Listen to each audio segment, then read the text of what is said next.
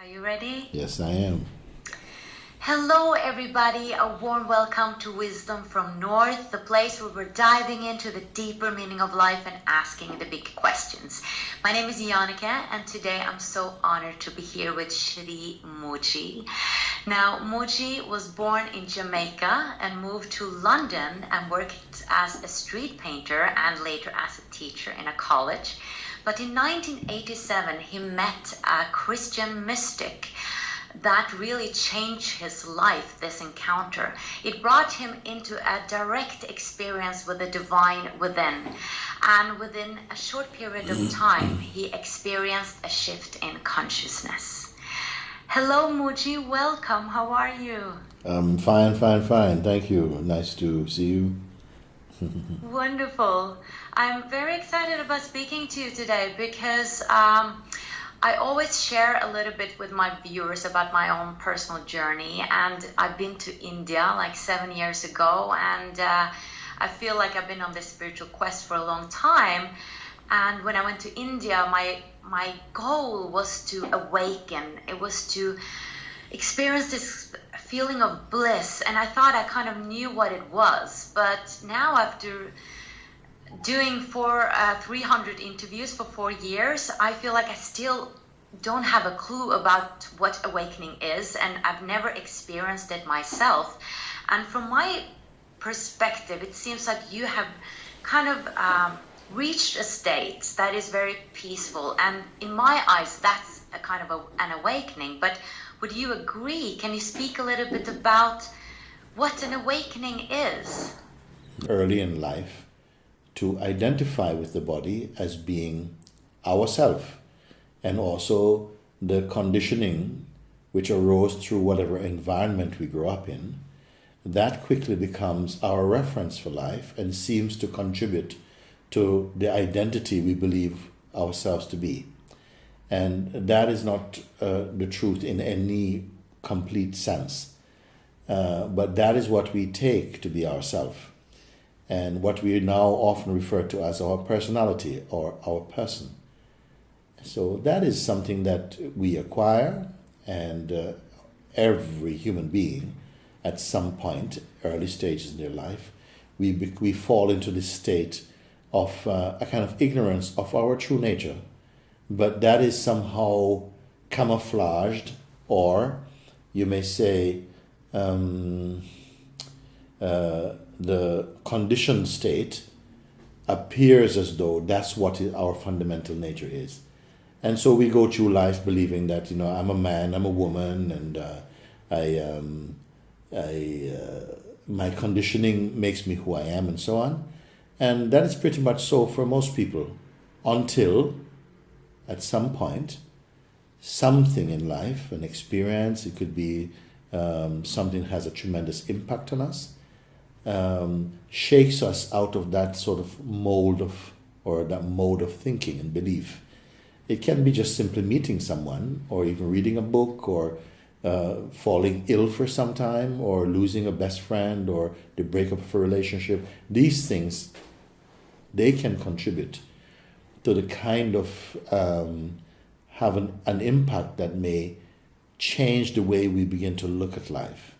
And so right there for many people is born a deeper curiosity as to really what life is about, because in such moments it feels so fickle that life can change just at the twist of a moment, and you can be fallen from a state of what seems to be happiness into deep states of sorrow and suffering. And so it really provokes a deeper urge within us to search for something that is lasting and something more true.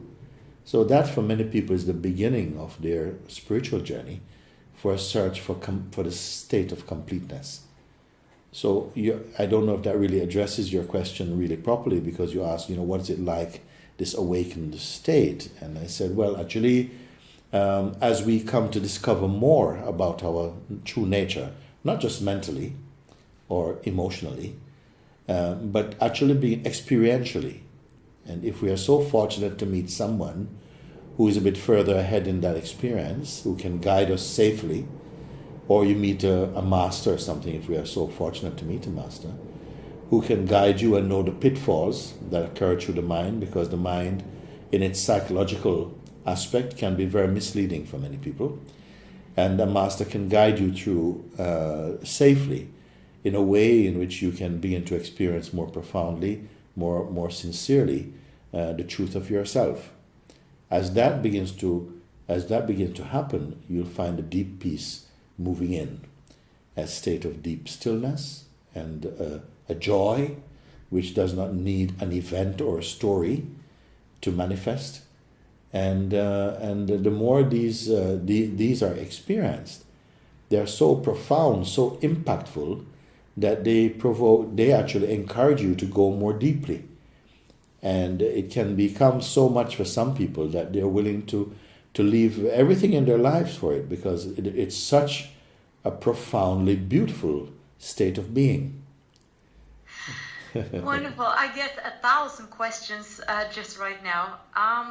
So when you felt this awakening, did you at the same time felt a connection to the divine? And what then is that divine connection? Because I felt a connection to something greater, but I don't think I felt the divine within. And is that what you're saying, that it's the true nature, but it's also a kind of a relationship to something? Yes. For me, it was very simple, I mean, I simply started off feeling very, very well at one particular encounter. Actually, several encounters, but one provoked such a deep moment, not of introspection, but just inwardness and relaxation and peace, that I did not want to sleep, because I felt so happy, you see. And then, so eventually, of course, I went to sleep, but I wake up in the morning, the feeling was still there, you see. And actually, a peace came that really never left. But what I want to say is that it was very clear for me, and perhaps because I grew up with a kind of Christian background, so that would shape the way in which you may interpret what the experience, the significance of the experience. For me, it was very clear this was nothing to do with something I had created. It was simply a happening.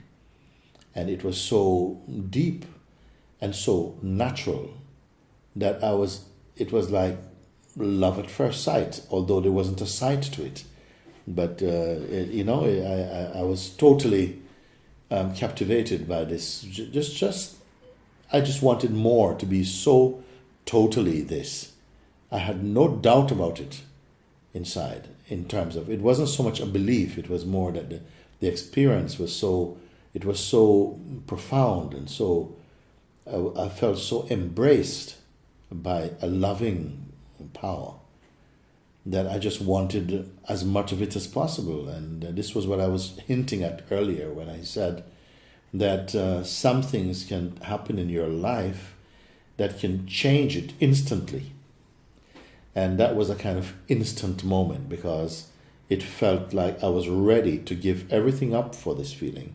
And that was just after a few days. So it can happen like that for some. In India, they taught me that we can get a spiritual experience through two ways, either through grace or through practice. Yes. Would you say that that's correct, that there are like either the divine like chooses you for some reason, or either you have to meditate or practice to get that state? I can agree with that broadly, that because in fact I was not expecting something. I was not practicing. I felt I was just somehow the way in which I met this Christian mystic, as you mentioned at the beginning of our talk, is just that this person had showed up at my door and knocked and asked. I was not there at the time, and asked my partner at the time, who made this stained glass, because I was making some stained glass, and it was obvious it was a new piece, but that was how he presented, like, who made this, because he himself was making stained glass. And he just said like this, and she mentioned my name and said I was not there, but I would come back later. So it was a very simple, innocent, very natural, everyday kind of talk, or meeting. And then the other one you mentioned, so I'd call that grace. I'd call it grace, but I would say in somehow it must have been, when looking back at it, seemed like it was already arranged by some higher power. Right. Because it was so beautifully timed for me. And the other part you mentioned is like about practice. And of course, people all over the world are engaged in some form of practice or worship or, whatever. They have a sense or belief, or they probably have had some experience of the divine touch or like this. And then somehow they're trying to really completely surrender or to practice to get more close to it or more fully pulled into it. That is how it will be experienced for them. And that does bring about a deeper understanding, and with deeper understanding, more of the ego identity falls away. And the more ego identity falls away, the more it seems that, you become lighter and more open and naturally pulled into that inner experience. You see? For me, I think it's I need to practice, and I've been kind of struggling with that. I've been a little bit annoyed with the divine sometimes, because I feel like I have to practice so much in order to get some stillness, and then at times I kind of lose not hope, but I kind of give up for a while, because I feel like it's so much work, like meditating, and I'm like battling with my mind. But do you think that that's the purpose, that some people are supposed to have a more challenging path in their search for enlightenment and awakening? That might be so, but what happens is when people come to me, somehow I have a sense of how, they all say, I'm here for this. And as I listen to you and you speak as you did just now, that you say it was frustrating to this whole idea of practice, I feel immediately like a sort of urge to kind of guide you towards that. You see, that this is how it happens. Because I would not like to say to people, it takes a lot of practice to see that. I can say, no, actually, it is very simple. And if they are open, we can see how far you can get with actually coming to a place of clarity and peace within your own self. And it can be a question of a few minutes also. So this is how I would put it, because just to counteract this very stubborn belief that we have, that it take a lot of lifetimes or a lot of practice, I say, not really. You can be guided into the space of no mind or into the space of the inner being and presence very simply. So whenever you want to do that, I can help you if you are open to that. Yeah, it's interesting, because I was very open for that a few years ago, but lately, like the past few years, I've kind of explored other paths of spirituality, or not paths, but other sides of it. I've delved into emotion more, and I was wondering about that. Is the intention, or not the goal, but the path for every human being, is that awakening? Is that meant to be awakening? Is that what we're moving towards? Is that like the intention for all of us? I would like to put it, and it's a beautiful drive or impulse towards awakening, because it simply means to be totally yourself. That's all it means. So if people understood it in this way, I don't know who I would find to say, well, I'm not interested in being true to myself. You see? Right. So, I'm not putting in front, like, say, a religious view or something. I'm saying just you discovering the path to your fullness, to the full expression of what you are.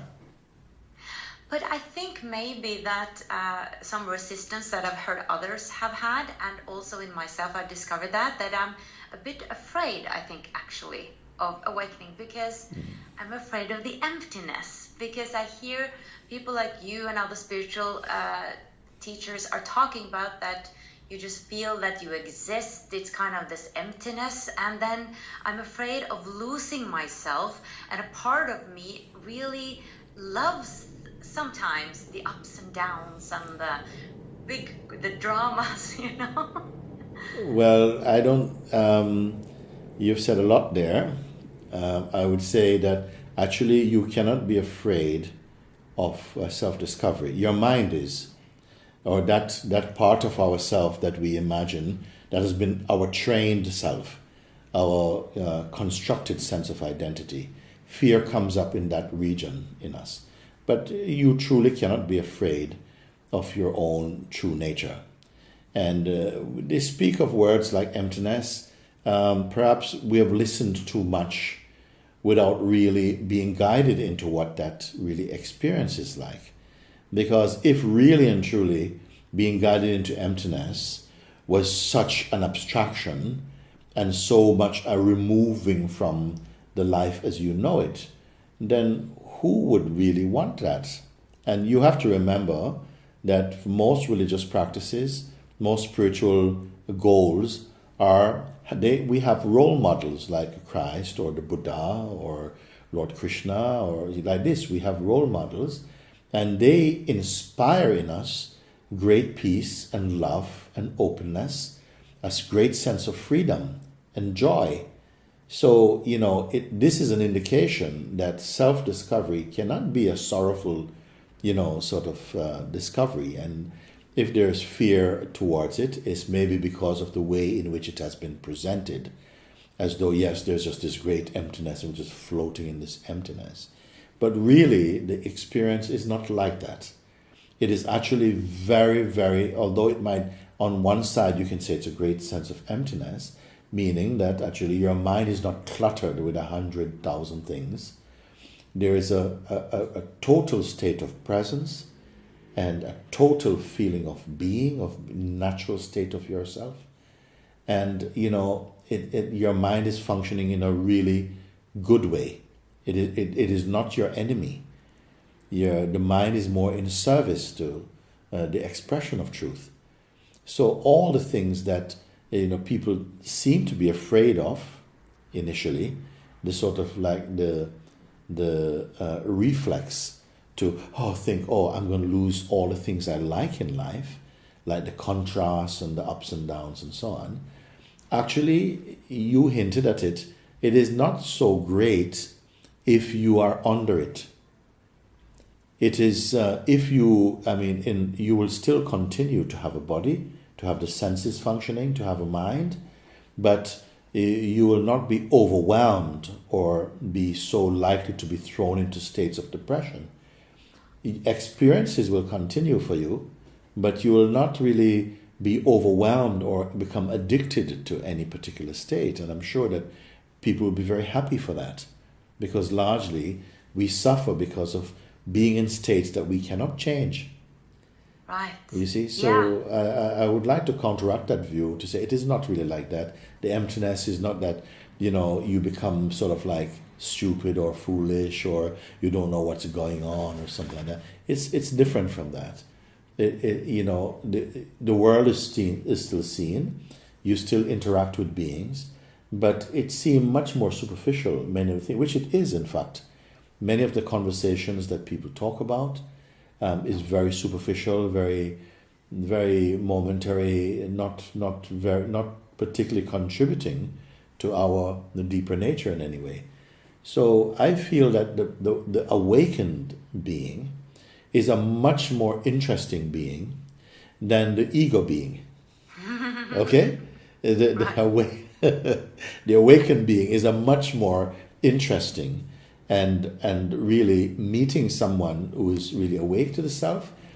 If you are open to that, you're much more satisfied with that type of company than someone who is just really involved in their own ego. And I am willing to stick my head out on that one and say yes, all the way. So, do you still feel feelings of anger, jealousness, envy, like all these lower emotions. Do you feel them, or are they kind of, because I've heard someone said that they are just moving through you, but you're not attached to them, but you still feel Yes. every emotion. Well, we never feel every emotion, but there are some feelings that will still continue. It is still possible that you'll feel moments of some sadness, waves of sadness, or some anger may come, but it's much more momentary. It is not, they don't put down roots in there, you know? And it is good that your being is open to feel these waves as well too. It also means that you can empathize and understand how other people can feel also. But you're not going to be a victim to them. You see? You may experience these feelings, but you will not be overwhelmed or saturated by them. You see? And that makes a huge difference. It means that there's much more a feeling of detachment towards not only those feelings, but even of pleasurable feelings too. You know, I don't feel that we benefit so greatly by being so deeply immersed and involved in our emotions and feelings and whether they are beautiful or not. There's always a beautiful state of a detachment, a sweet detachment, in fact. To be so thrown into the pot, the stewing pot of feelings, is not a pleasant thing. It takes a long time for many people to come out also. Well, as you come more closely, more clearly into the state of your natural being, such states will not prolong in you. You see, they may come, but they won't leave a deep memory in you, or so take you over, so to speak. But what about like falling in love? I mean, that's a feeling many of us know and perhaps love to feel. Will that kind of be more detached in a way as well? No, actually, I would want to tell you something that may surprise you. I think it beautifies love more. It's not that you're more not so much falling in, you're rising in love actually. Because I don't feel that I think we have a lot of romantic ideas about what life should be, and they often get into the richness, the diversity, the fullness, and the sense of completeness that can come with love. I think largely human being, we have misunderstood love. We have limited only to kind of like the emotional side of love, which is also included in the great love. But the love there's a love that is there naturally in us, which is inherent in our being. The love for the true self, or for truth. The love for life. The love which is manifesting as gratitude for your existence, and for the abilities that come with the life force, to perceive and to discern, to enjoy, to all of these things are contributing to the richness of love, So nothing is lost in that way. I would say love is amplified in a much richer sense, in fact. A lot of people suffer love. You know it well, actually. That it's not all the cozy images that we like to fantasize it being. That it has another contribution too, because it enriches our life in so many ways, even in the painful moments, because it can contribute opportunities for deeper understanding and for introspection, and to look more deeply into our behavior and our thoughts, and to see how much they can sometimes rob us of the fullness of love also. You see? So right. So when you are in this state, can you also, in this natural state, can you also see through the illusion in a way? So you will get knowledge about the universe, like all of a sudden know how this all is connected, how things work, where you come from, where you're going. Like, do you see into other dimensions, I guess, or worlds? Yes. We are so unique in our expression in form that each form, expresses a certain aspect of the divinity, of the totality. No one form expresses all of the totality. And it is like when you speak about like the knowledge that you hinted at there. This knowledge, this kind of knowingness more than knowledge. I put knowingness at a much more profound than knowledge, because knowledge, until we really know who we are, our knowledge, so to speak, is not so reliable. I mean, if you consider, we have all this knowledge, but the knower of knowledge we don't know. You see? So, I mean, we love the idea that we can learn about things, but when asked about our true nature, beyond just a personality, we choke up. We don't know what to say. You know, we have so little understanding of our true self. Well, part of that great awakening that take place is a sort of a spontaneous integration of knowledge. It's like you did not study for it, but you come into a field of synchronicity and harmony that you may call grace, in fact. And you may never be able to speak a tenth of what you experience intuitively. You cannot put it into words. It is like somehow you're pulled into this realm of divinity. And it is very natural, not because you are especially special. I don't want to put it like that. But that you will feel that this is a very special thing. You see, that you, without studying, you can come to know things. We have been so cultured and to believe that whatever you know is what you've had to study. But some people come into a realm of knowingness, intuitive knowingness, because their being is flowing in harmony with the cosmic pulse. It's not even they study that. They come to that simply by having this attitude of exchanging their personal identity in some way to merge with the supreme self, which is no other than their true self, actually. And in the process of that, of being immersed in that, they're discovering very spontaneously, actually. They're not even running after it. They're more in the in-loveness of it, more than the specific knowing of anything. You see? So the knowledge becomes is a sort of byproduct of falling in love with the self. Yeah. I'm just thinking it would be very interesting with people like you talking to scientists, you know, and share information. I mean, we could find out so much more about the mysteries of life. Well, you know, recently I was invited to such a conference, and it was a conference about science and non-duality, and I was invited there.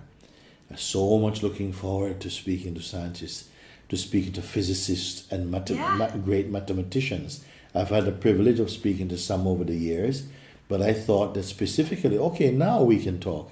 But they didn't show up.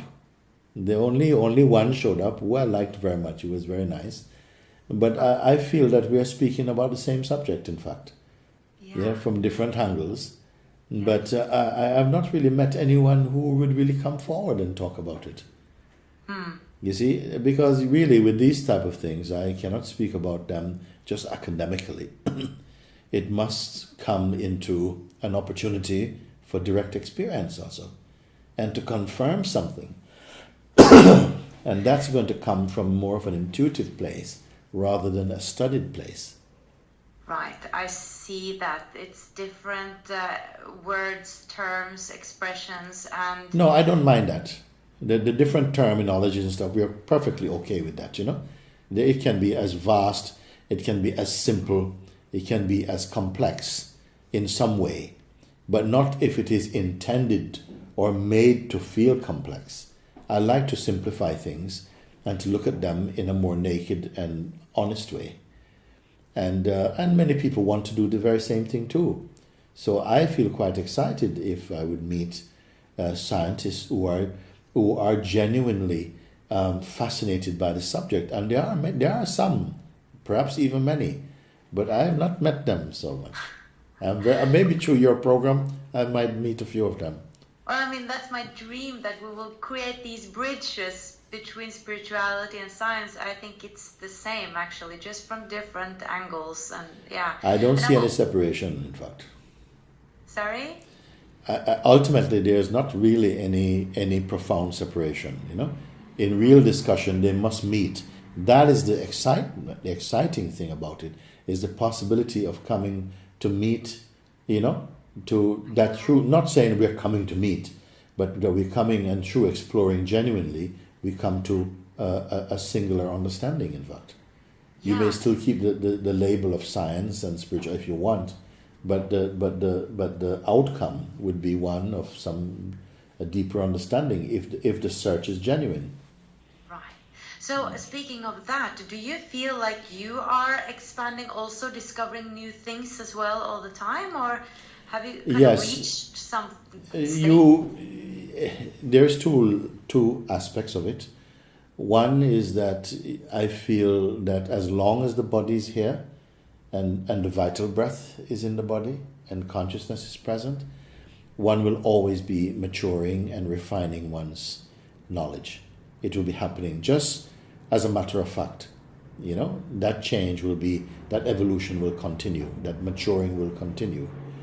But there's also a certain ultimateness in some way, where the background of that maturing will be of unchanging awareness. There's a ground there that is not part of an evolutionary movement. It is like the source or the base. That when one comes to that understanding and that seeing and that direct experience, that is called enlightenment. That is what is termed enlightenment or full awakening. That you are established in your understanding, in your being, in that singular oneness. Not as a thought, not as an intellectual conviction, but as the truth of yourself. And at the same time, you have a dynamic expression as life in the body, where you meet people that you enjoy to speak with them, you have satsang or whatever it is, that continues to happen, and there's a growing in that field.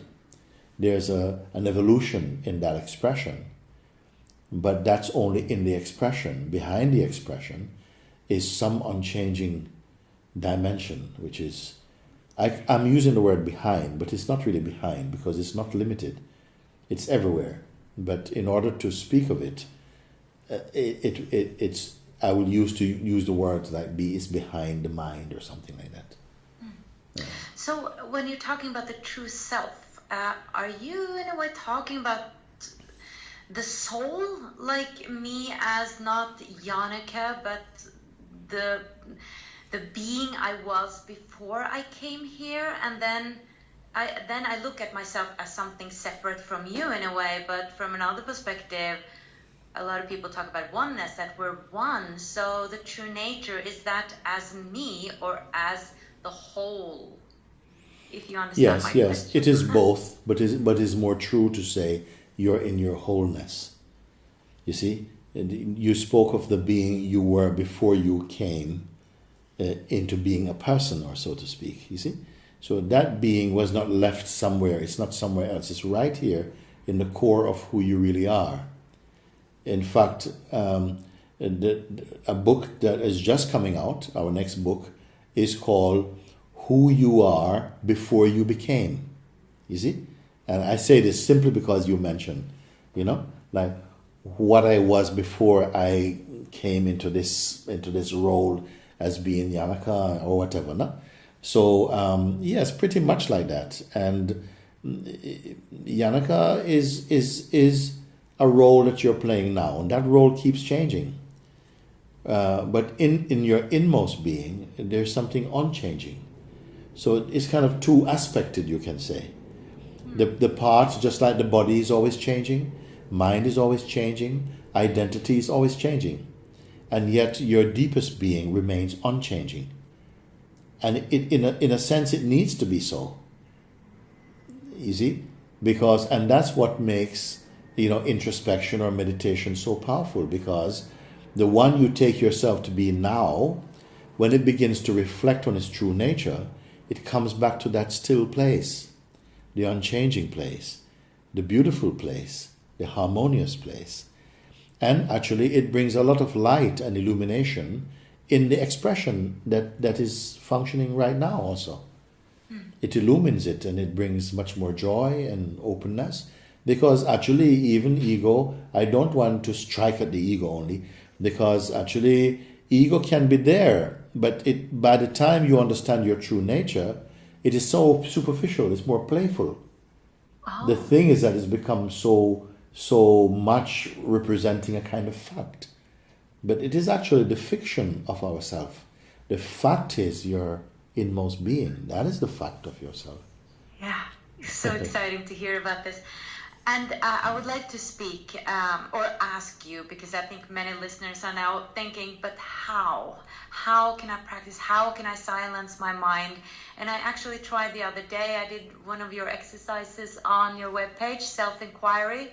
And I tried to sit with the I exist, that sentence or that feeling, I exist. And then it was like ridiculous. All these thoughts from like years ago came in, memories, like things I haven't thought of. It was like even harder to stay still. Why don't you do something for your listeners, and let's do a bit of it now. Okay. Because that would be the best thing if they want to find out, and rather than I am telling them in words and so on, let's show how simple it can be, in fact. Okay, so what do we do? Well, there's just like right now, we're sitting here together, and I would say like, okay, just you have obviously have the feeling of being. You know that you are. The sense I am is with you. And I just want us just to focus only on that feeling of being, only on the sense of being. We're not going to create or imagine that, because it's already there. When you have the feeling I, it is the sense of being. Later we call it a person, but actually it is only a sense of being. So we're only going to start there. Just the feeling, I am here. That's just this. Now, if you don't... I'm not going to add any stories to it, okay?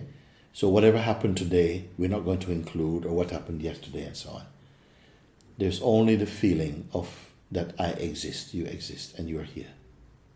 That's how I like it. That's the most simple way. Because whatever happened this morning, you will forget later on. Well, as you did what happened yesterday, you've forgotten also. And the day before, largely, we have forgotten.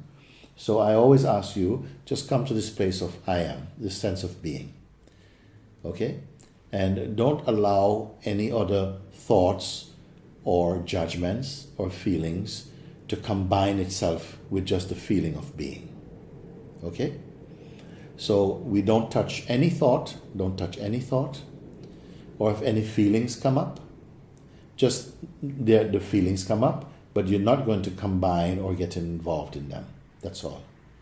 So you leave everything left aside. You can do this, no? It's not so difficult.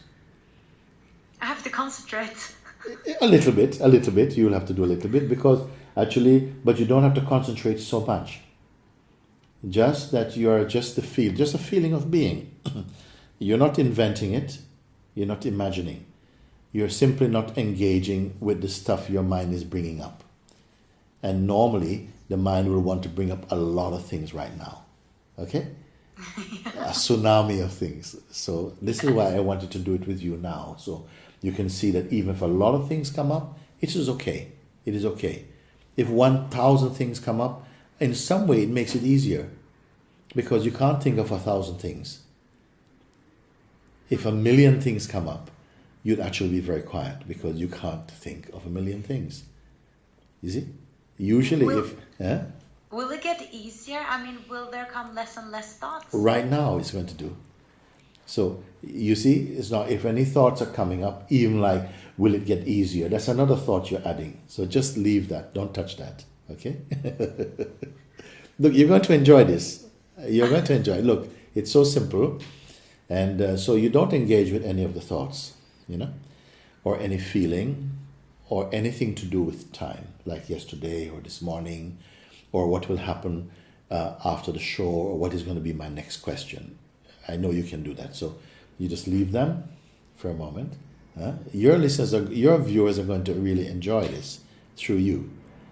So you don't touch any of these things for a moment, and until there's just a feeling of emptiness. Just a feeling of emptiness. I want to show you that there's nothing to be afraid of, actually. So you leave everything,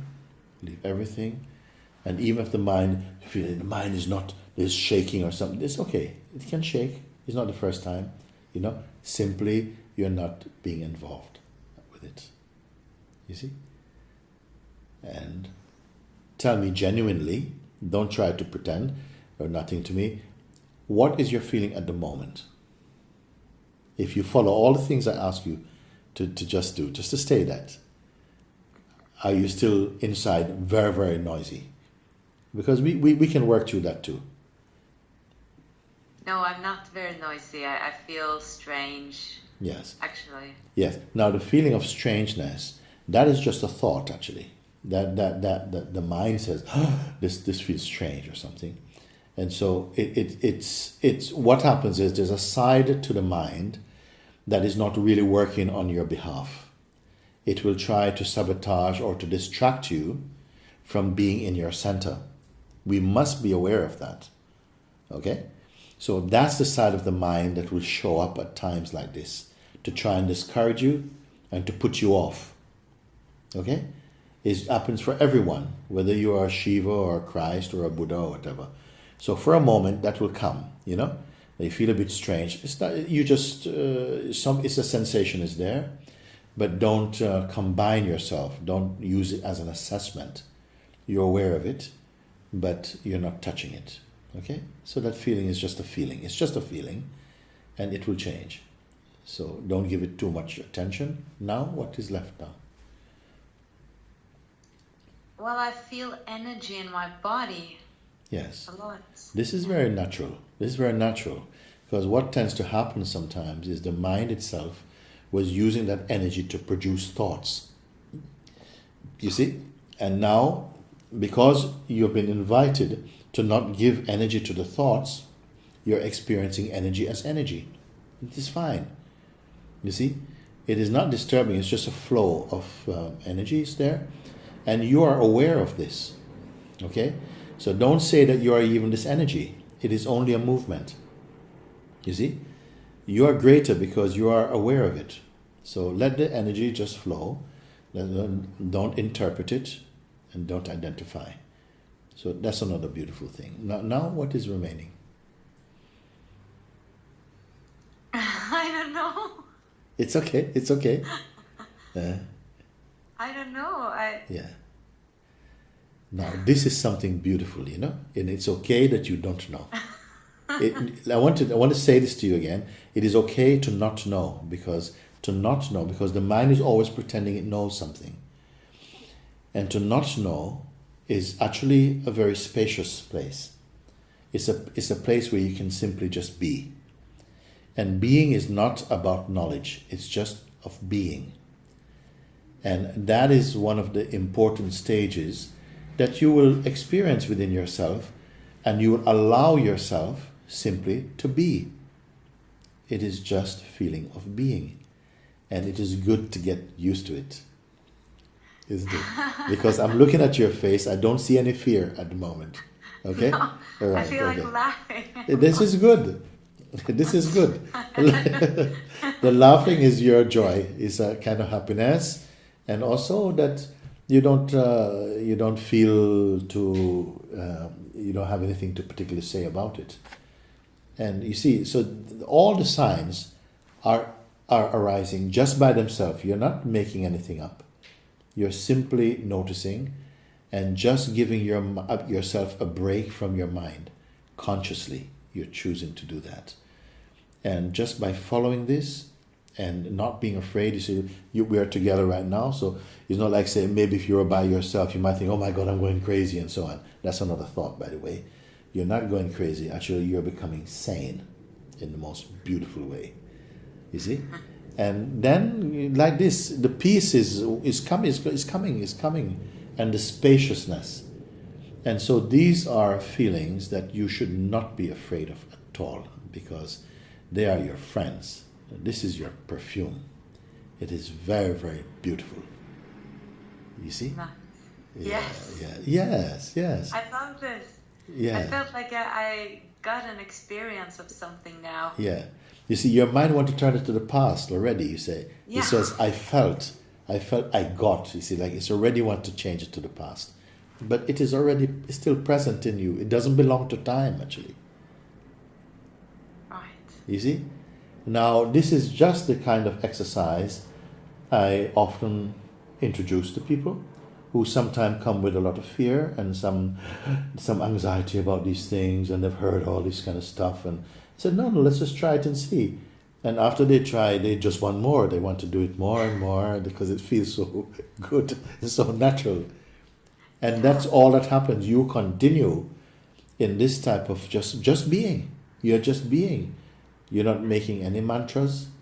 You're not sitting in a cave. You're simply resting and not engaging with the thoughts that come in. Don't get pulled in.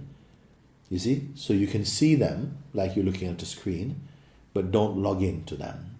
You simply stay in the feeling of just this state of presence. And what you're experiencing at the moment is your natural state of presence, of being. And that is your divinity, in fact. It is simple like that. And the more that you allow that, you give yourself the space to experience this, it will bring such a beautiful silence and intuitiveness and peace and joy into your being. And I don't think you are going to want to dismiss those at all.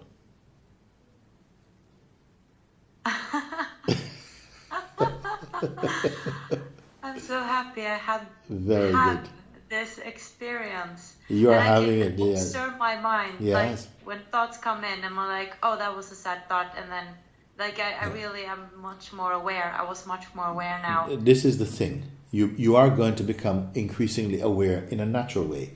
So the thoughts come, and what I would encourage is not to be selecting, this is a good one, this is a bad one. You know?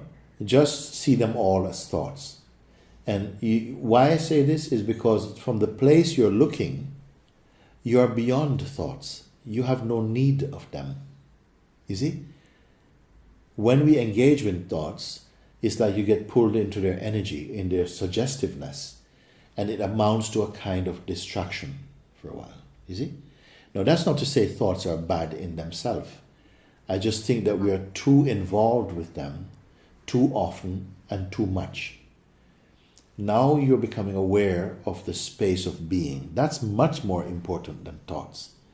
Because from the space of being, you will feel much more energized, much more switched on to what is important for you. You see, and you will feel that. You will not be thinking that. And that is so important. I don't think you, in the experience, you will not need anybody to tell you it is important. You will know already how valuable that is to your existence. So just a question to that. What is the purpose of thoughts then, if the knowing is there already in a way? Very good question. Very good question. Well, thoughts are good in their practical functioning.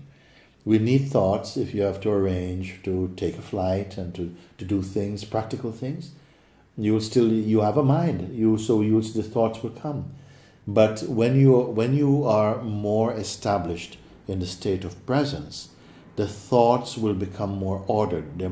They won't attack you in quite the same way. In the beginning, when you are learning, when you're discovering your strength, they're going to come like a tsunami. They're going to want to break your spine. They're going to come like that, I'm telling you. Okay? To put you off. And many people are put off. But many go through into this wonderful state of being. So get used to that the thoughts are going to come, you think you've done, you think you're special, and this thing, no, it's going to come like that. It's going to actually begin to separate from you. and feel like it's your enemy a little bit, you know.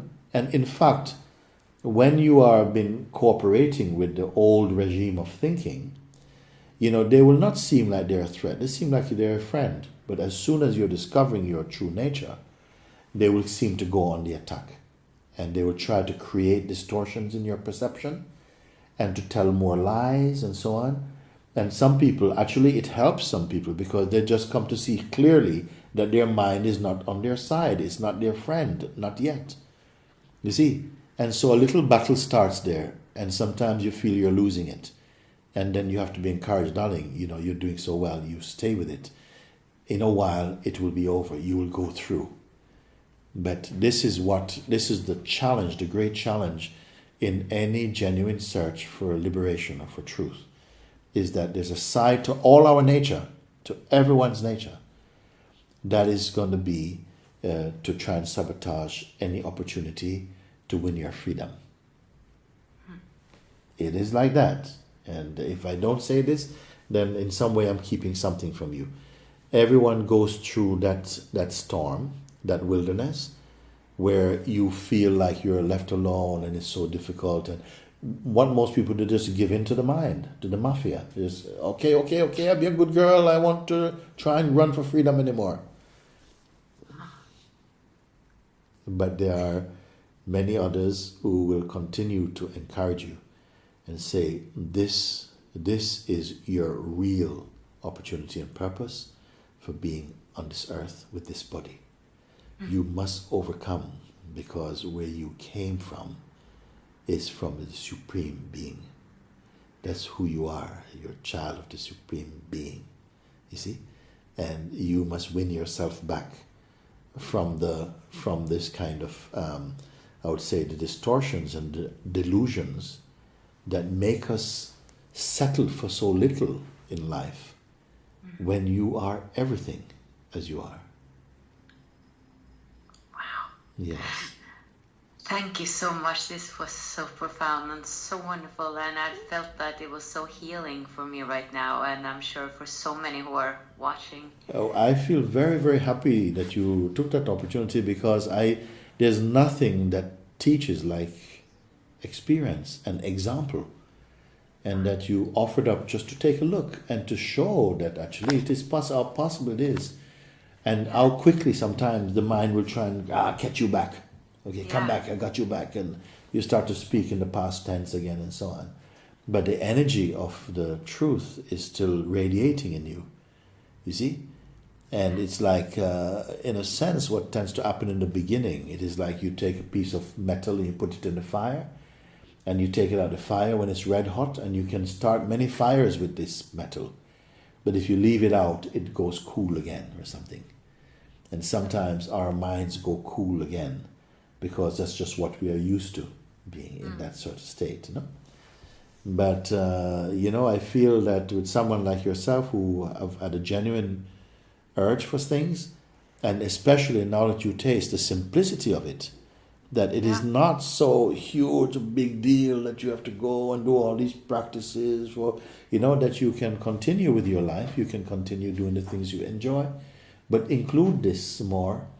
This looking inwards, it will contribute a lot to not only your expression, but to the depth of your being, and the way that the wisdom will more come into your expression more too. Yeah, thank you. I got some other insights now, or perspectives, or something. Yeah. Something clicked inside. Yes. And I have a lot of energy in my legs. That was very interesting. That the energy went there. Yes, I'm labeling it again, but that's fine. Okay. But at the same time, though the energy might go there, you have not moved. No. You understand? The source from where this energy is coming also. Yeah. There's a lot, Jannecke, that you can discover and keep on discovering, and it becomes richer and deeper. And then sometimes you may feel that your mind is on the increase. Another time it drops, and then you find that your being is rising much more powerfully. But that is really the richness of breaking through into freedom again. Thank you so much. I'm gonna let you go now. But Okay. Thank you. This is so wonderful. Yeah, much light to you. Yes, yes, yes, Thank- yes. Yeah, thank you. Very, very good, very good. Very happy to meet you, in fact, and I feel that if more interviews would go in this way, where we are not just discussing things in a verbal and a mental way, but we actually can engage in the actuality of seeing, then I feel then so many people will be encouraged by that, because it's not a theory for them. They've borne witness to something that is very tangible for them, and maybe they took a ride with us as we went on. Yeah, that's kind of been my approach, and it has happened naturally. I did that with Byron Katie and a couple Yes. of others, and I speak about my personal experiences in my vlogs, because this web series is actually my personal journey as well. Yes. So it feels very natural for me to do that. So I would love to do more of that. And don't limit yourself by saying, well, don't draw any definitions around yourself. So it just keeps that space open. You see, it keeps that space open, and you can always return to this exercise, because I would say, of all the things that we do, to come to this point of recognition, and to go on with it, through with it, rather than backing away from it and then just treat it as an old experience. To go on through with it will be the most important thing in your life. So I'm just going to leave that with you and just say, Thank you so I'm much so for happy offering that I'm very happy to have this type of interview where you actually step on board with me, and we could look together. So it's been very refreshing. Great. And I wish your listeners and your viewers very well, in this journey that they're making also, because they must be on a journey to be watching this type of program. So yes, and they are saying that they are very grateful for me putting myself out there. Very good. Because often they are feeling the same, and we are connected in a way. So I think when we're opening our hearts up and we dare to be open, then we are maybe speaking not only for ourselves, but for many people. Yes. Okay. Well, thank you. Thank you. Okay. Take care. Bye-bye. Bye.